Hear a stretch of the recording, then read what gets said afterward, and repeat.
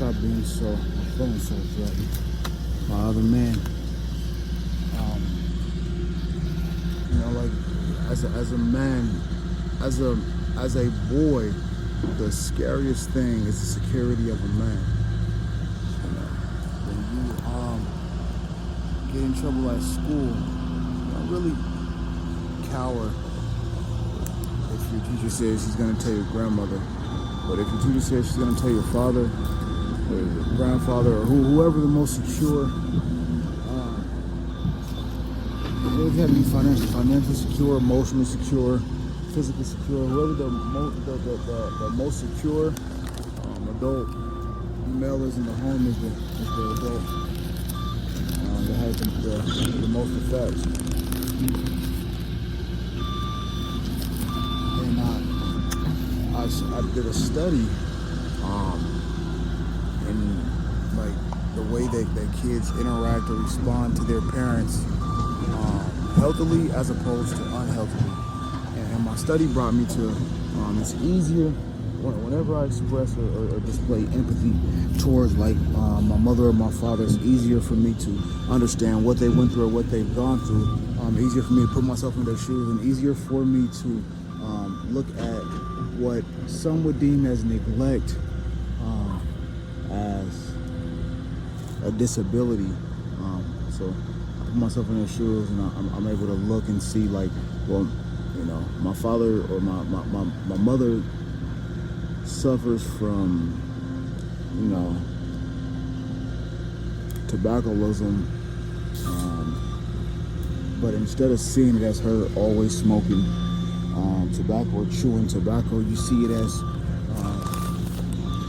a chance to see something that she went through as a child, and to be able to or at a younger age or at a younger place in life, and be able to personalize the trauma with or for your parent, and then after you personalize and feel the trauma that the parent went through as a child, it's easier for you to feel love or remorse or understanding for your parent once you can understand exactly who they are, what they've been through. You don't see them as the mean or dysfunctional parent. You see them as a hurt or a dysfunctional child. So as adults, it's harder to show, but we display the same type of fear, longing, respect for a secure adult, because the same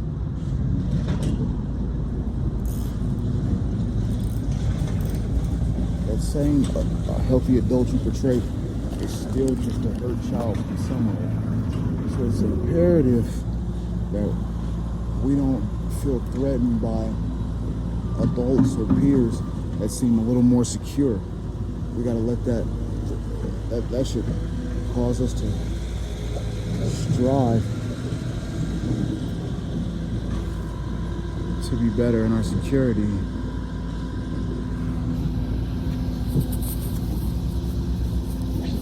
Anyway, good morning, man. Welcome to the 6 Minutes Game Podcast. I'm your host, King Lex, man. I thought that if you ever declared for the draft or got signed as a or were picked up as a free agent or signed to a practice squad, I did not know that you were eligible to go back to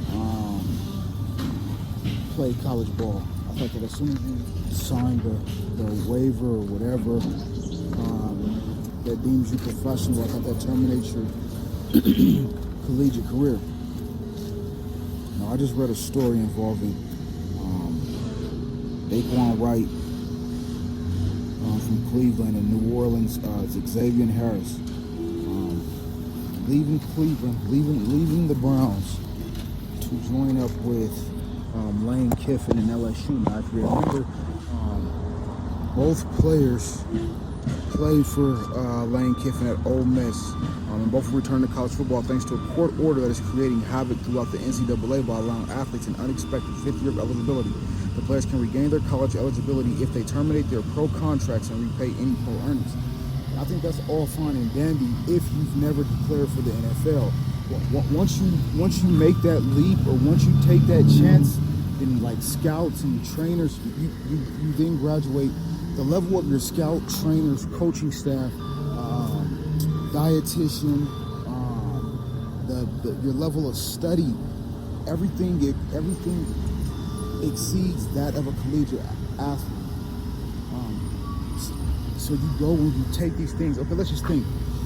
You're a CrossFit trainer, right? And your goal is to get stronger, right? But you mainly CrossFit train. You do HIIT training, high interval training, but you do body weight. You do a lot of calisthenics. You don't really lift weights, right?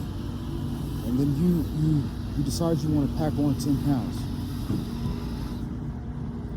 So it changes your weight class. So you decide you pick up, instead of curling 25-pound dumbbells, now you're curling 50s. Your bench press goes from 245 to 315, whatever. So you increase your weight, and although you don't bulk up, you increase your strength. Same difference, right? Although I didn't play on the NFL field, I didn't get that NFL experience, that major league experience, I still was able to train, learn, diet, run, sleep, hoop, everything NFL.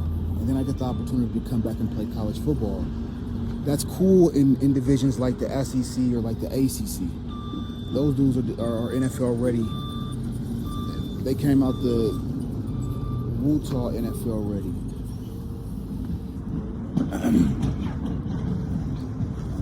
But to compete against a school or a division like the Big Ten or like the Pac-12 or the Big 12, after making a leap like going to the NFL,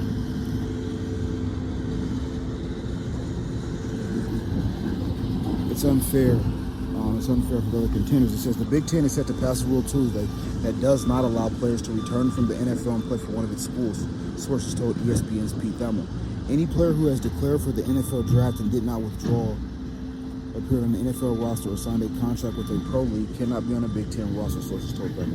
The Big Ten's ruling comes in the wake of two NFL players, Cleveland's Daquan White and New Orleans' Xavier Harris, parting with their respective teams to join Lane Kiffin's roster at LSU. And I think that this kind of protects the college, student athlete. It kind of protects you from injury. It protects you from being deterred in a sense too, because a number of kids from the Big Ten won't make it to the league. I guarantee you more kids from the SEC probably make it to the league than the Big Ten. So to see a player take that leap, come back to college, play for a different school, a better collegiate program than you play for right now, or quote unquote, sorry, and then declare for the NFL all before you get to see a major program sideline. That's debilitating. That's career suicide. That's depressing. I think that once you declare, or once you train, or once you reach certain accolades or levels that deem you professional, you shouldn't be able to go back. I think the same thing for law school. Shit doesn't have to be football. I think that once you pass the bar, you can never go back and practice with low-level scoundrels that haven't. I don't think that's not true, that you're higher than that. You're better than that. You know what I mean? Why would you want to? Listen, if I thumb wrestle and I whoop Mike Tyson, I will never thumb wrestle my son again. He's just not that goddamn good. I don't need to Peter swing with my son. I want to Peter swing with the ones who got bigger Peters than me. You know? Does this shit touch the water? Excuse me.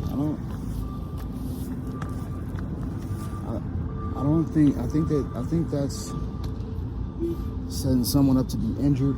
That's setting players up to. It's kind of downplaying their talent too. I always know that if I fail, I can go back and beat up on those kids over there. That's how bullies are created, right? I kicked his ass on the playground, so I had a sense of confidence. Then I went to the bigger playground and got my ass kicked. He played on my confidence. So then I went back to the smaller playground where I knew I could kick ass, and that rebuilt my confidence, and I got addicted to the kicking ass of the littler kids. I don't think it's right. I think that if you're a college athlete, I think the 5th-year option is amazing. I think that's a great idea, but you have to choose to stay in college. You can't come back and exercise your right to have your 5th year after you've already declared to go professional. Professional training deems you a professional, man. You do not get to come back and compete with amateurs. Anyway, next, ESPN is predicting the NFL teams most likely to decline in 2026. Bill Barnwell writes, on Monday, I was an optimist picking 5 NFL teams I expect to improve in 2026. Today, unfortunately, we hit the opposite side of the ledger. I know not to check my mentions on social media for a few days after this annual column. It'll take a little longer to answer those texts from people inside the league. Did you really have to pick us? There's never a good response. Don't blame me. I don't have any vested interest or desire to see any team do poorly or struggle. In a zero-sum league, though, 5 teams improving means that 5 teams have to decline. And using data that has helped point toward future downswings, I will identify 5 teams that are likely to win fewer games in 2026. Since 2017, the decline column has gone 34-9 at picking teams that will fall short of their win total from the previous season, including an adjustment for the shift from 16 games to 17 per season. The improved decline columns overall are 69-17 during that span, with the 50-36 mark against the preseason over-unders archived on ProFootballReference.com. The average decline amounts to about 3.4 wins per 17 games. Last year, the column correctly predicted 4 of the 5 teams. The one miss was the Colts, who went 8-9 in 2024 before getting off to a white-hot start in 2025, hitting their bye at 8-2. An offense that looked perfect but started to show cracks. Lost Daniel Jones to a torn Achilles and went into free fall without Jones or DeForest Buckner for much of the second half. The Colts lost 7 straight to finish 8-9 for the second consecutive season. But the other 4 teams suffered substantial steps backwards. The Vikings went from 14-3 to 9-8.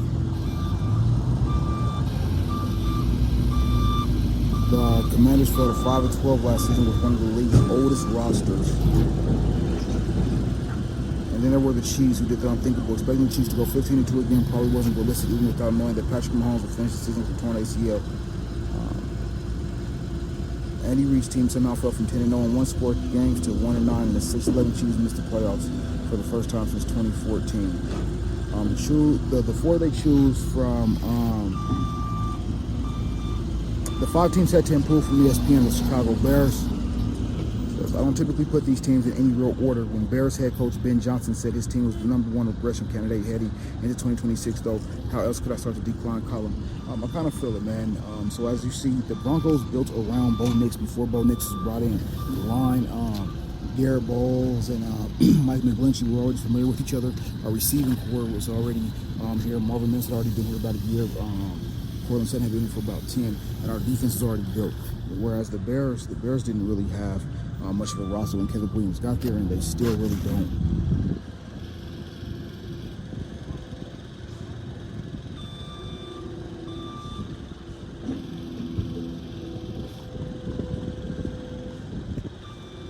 And then you have Carolina. Carolina has the same issue, but they have Bryce Young.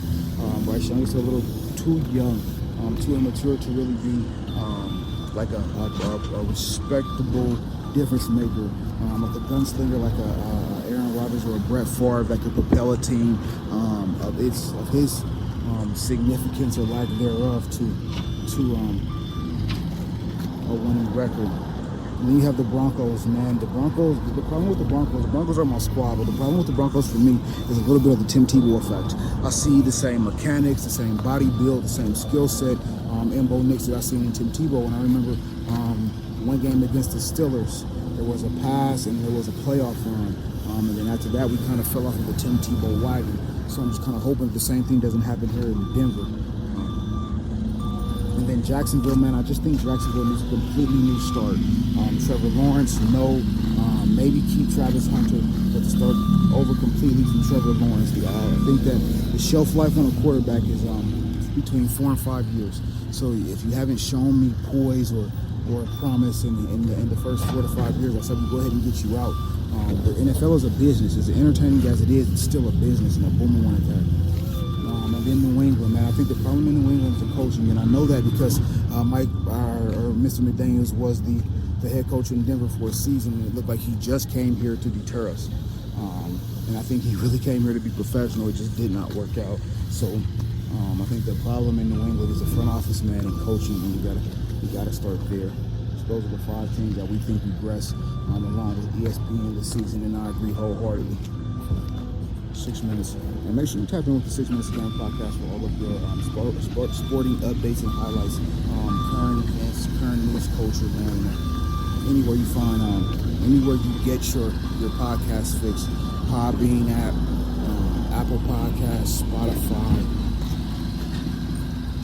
Facebook, Instagram, or anywhere the podcast of your choice is available. King Lex, Cool, 6 minutes.